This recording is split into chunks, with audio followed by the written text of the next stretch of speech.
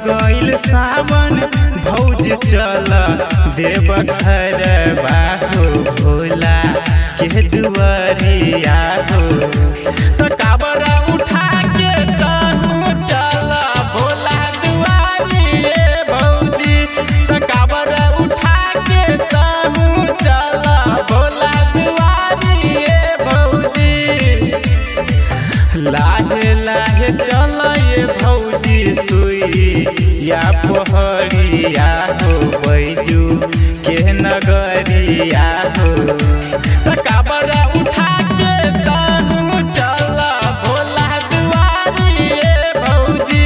तो काबरा उठा के तनु चल भोला दुआरिए भौजी।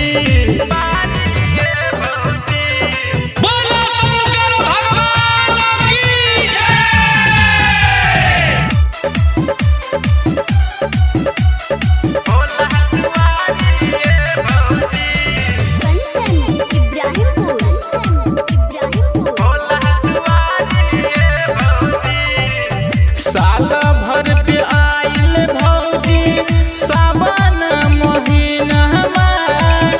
ओही से कहेला भौजी आजू के दिनमा। साल भर पे आइल भौजी सावन महीनामा। ओही से कहेला भौजी आजू के दिनमा। बड़ा भीड़ होला ये भौजी बैजू के नगरिया हो भोला के दुआरिया हो।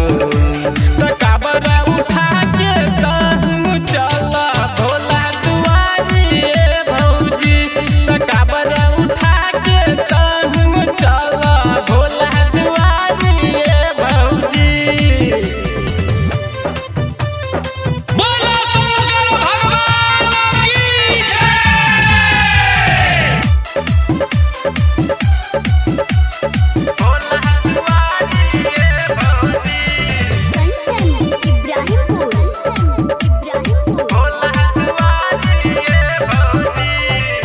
सावन महीना ये भौजी होला भीड़ भारी।